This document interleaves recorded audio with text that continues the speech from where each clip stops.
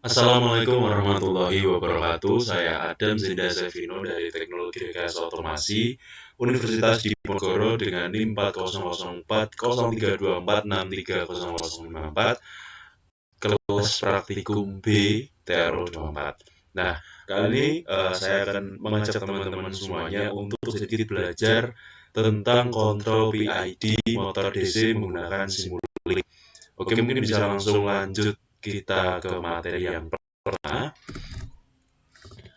Pengertian PWM. PWM atau Pulse Width Modulation adalah teknik pengaturan sinyal digital untuk mengontrol daya atau tegangan rata-rata yang diberikan ke suatu beban dengan cara mengubah lebar pulsa atau duty cycle, bukan mengubah amplitudo tekanan. PWM biasanya menggunakan tekanan tetap, misalnya 5 volt atau 12 volt. Tetapi waktu aktif sinyal high dan low diatur sehingga menghasilkan efek tekanan analog.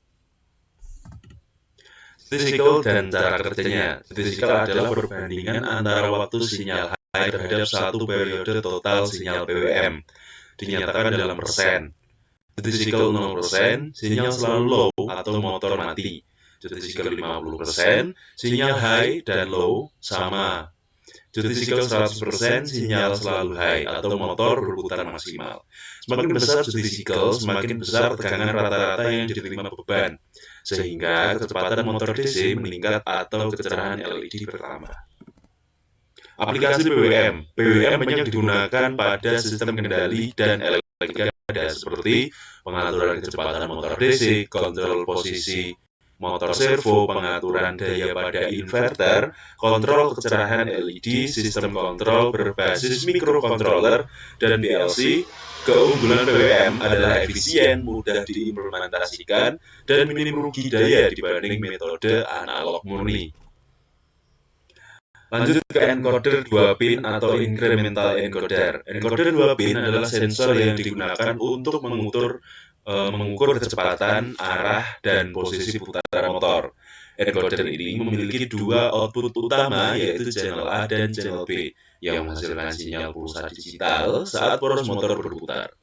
Encoder jenis ini disebut incremental encoder karena mengukur perubahan posisi berdasarkan jumlah pulsa yang dihasilkan. Prinsip kerja channel A dan channel B pada encoder incremental. Sinyal dari channel A dan channel B memiliki perbedaan fasa sebesar 90 derajat. Perbedaan fasa ini digunakan untuk menentukan arah putaran. Channel A mendahului channel B, maka motor berputar searah jarum jam. Jika channel B mendahului channel A, maka motor akan berputar berlawanan arah jarum jam. Setiap pulsa mewakili sejumlah sudut tertentu, sehingga jumlah pulsa dapat dikonversi menjadi kecepatan atau posisi sudut motor. Penggunaan encoder 2 pin. Encoder 2 pin sering digunakan pada sistem kontrol kecepatan motor DC, robotika dan sistem navigasi, sistem PID closed loop, kendali posisi, dan tracking. Encoder memungkinkan sistem bekerja secara feedback, sehingga kontrol menjadi lebih akurat dan stabil. MATLAB function none to zero. None atau not a number adalah nilai khusus dalam MATLAB yang muncul akibat operasi matematika yang tidak valid, seperti pembagian dengan nol, akar dari bilangan negatif, hasil komputasi yang tidak terdefinisi. Jika tidak ditangani, nilainya dapat menyebabkan sistem simulasi gagal atau hasil kontrol menjadi tidak stabil. Fungsi none to zero. None to zero adalah proses mengganti nilai none dengan angka 0 agar sistem tetap berjalan normal. Dalam MATLAB atau Simulink, hal ini biasanya dilakukan menggunakan MATLAB function block dengan logika. Jika nilai input adalah none, maka output sama dengan 0. Jika nilai input valid, maka output sama dengan input. Tujuan dan manfaat. Manfaat penggunaan none to zero. Yang pertama, mencegah error saat simulasi, menjaga kestabilan sistem kontrol, menghindari propagasi nilai tidak valid, dan yang terakhir memastikan output tetap dalam rentang aman. Nah, fungsi ini sangat penting dalam sistem kontrol real time dan simulasi PID. Lanjut ke materi yang selanjutnya yaitu adalah saturation. Saturation adalah metode pembatasan nilai sinyal agar tidak melebihi batas maksimum dan minimum yang telah ditentukan. Nah, jika sinyal melebihi batas, maka nilainya dipaksa menjadi nilai maksimum. Begitu pula sebaliknya. Kerja saturation, misalnya batas minimum sama dengan minus 100, batas maksimum sama dengan 100. Maka input sama dengan 150, output sama dengan 100. Apabila inputnya minus 120, maka outputnya akan menjadi minus 100.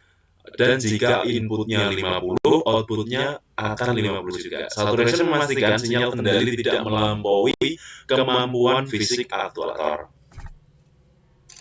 Fungsi saturation dalam sistem kontrol. Saturation digunakan untuk melindungi motor dan aktuator, menyesuaikan output kontrol dengan batas hardware, mencegah sinyal kendali berlebihan, dan mengurangi risiko ketidakstabilan sistem. Biasanya digunakan bersama PID controller.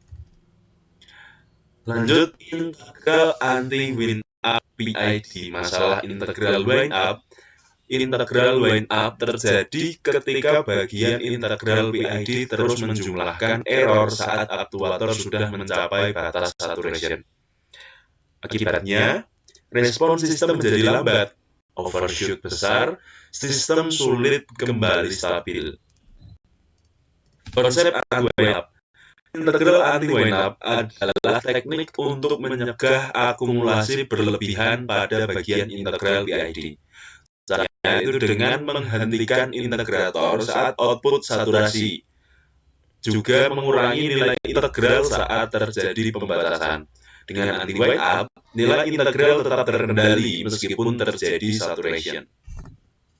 Manfaat anti-wind up. Keuntungan integral anti-wind up yaitu yang pertama ada respon sistem yang akan menjadi lebih cepat, lalu overshoot berkurang, sistem lebih stabil, dan kontrol PID lebih realistis dan aman. Nah, teknik ini sangat penting pada sistem kontrol motor, rod, dan proses industri.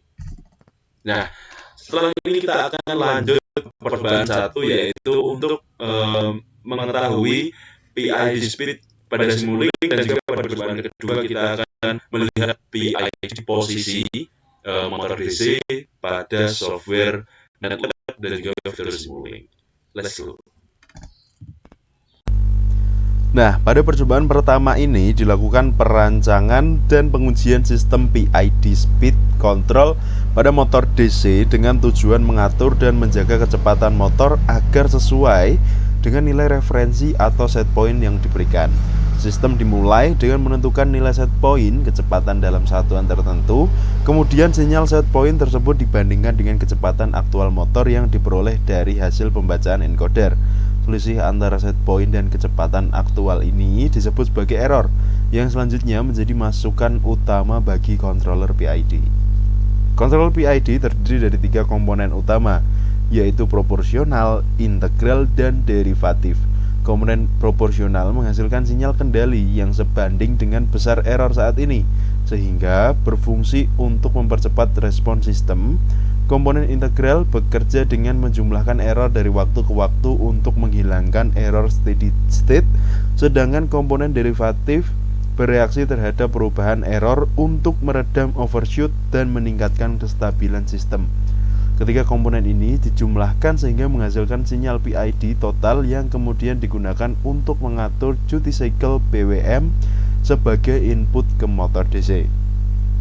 Nah, pada tampilan grafik hasil simulasi atau pengujian dapat diamati grafik set point dan speed motor.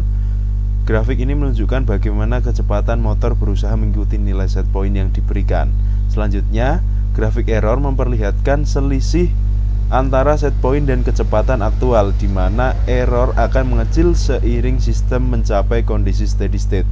Grafik P, I, dan D ditampilkan secara terpisah untuk menunjukkan kontribusi masing-masing komponen PID terhadap sinyal kendali. Grafik PID menunjukkan hasil penjumlahan ketiga komponen tersebut yang menjadi sinyal kontrol akhir.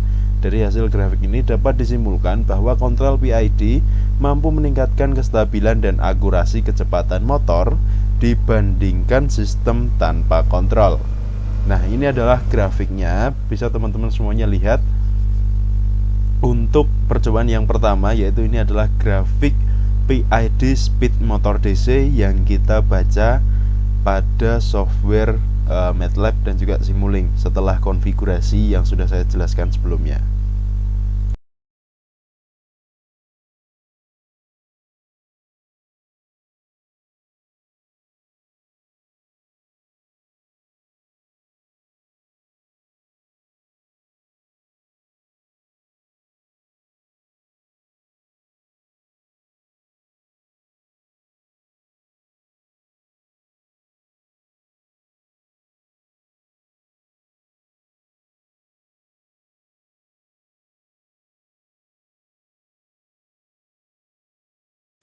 Nah, lanjut pada percobaan kedua ini dilakukan perancangan dan pengujian sistem PID Position Control pada motor DC dengan tujuan mengatur posisi atau sudut putaran motor agar sesuai dengan nilai set point posisi yang telah ditentukan. Pada sistem ini, set point posisi diberikan dalam bentuk jumlah pulsa atau sudut tertentu, kemudian dibandingkan dengan nilai posisi aktual yang diperoleh dari pembacaan encoder.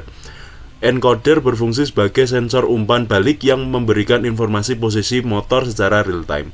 Pada grafik hasil pengujian ditampilkan grafik set point dan encoder yang menunjukkan respon posisi motor terhadap nilai referensi. Grafik ini memperlihatkan bagaimana posisi motor bergerak mendekati dan akhirnya mencapai set point. Grafik error menunjukkan selisih posisi yang semakin mengecil seiring waktu sehingga mendekati 0. Selain itu, grafik PID ditampilkan untuk menunjukkan kontribusi masing-masing komponen PID selama proses pengaturan posisi berlangsung. Grafik PID menunjukkan sinyal kontrol akhir yang diberikan ke motor. Dari hasil pengujian ini dapat disimpulkan bahwa motor PID posisi mampu mengarahkan motor ke posisi target secara akurat dan stabil dengan respon yang terkendali. Nah, ini adalah percobaan satu, yaitu mengetahui posisi grafik speed pada Simulink. Ini apabila parameter saya atur ke plus 255, maka motor akan berputar searah jarum jam, dan jika saya arahkan ke angka 0, maka motor akan berhenti. Nah, jika saya arahkan ke minus 255, maka motor akan berputar berlawanan arah jarum jam dan menghasilkan grafik seperti ini. Oke, jadi pada percobaan kedua, komponen ini yang tadinya speed berganti menjadi encoder. Lalu langsung saja kita coba untuk run. Jika ditekan ke full, konstan value-nya ini berputar searah jarum jam dan menghasilkan grafik seperti ini. Oke, lalu jika di 0, dia akan berhenti dan grafik seperti ini. Jika di minus, dia akan berputar berlawanan arah jarum jam dan menghasilkan grafik seperti ini.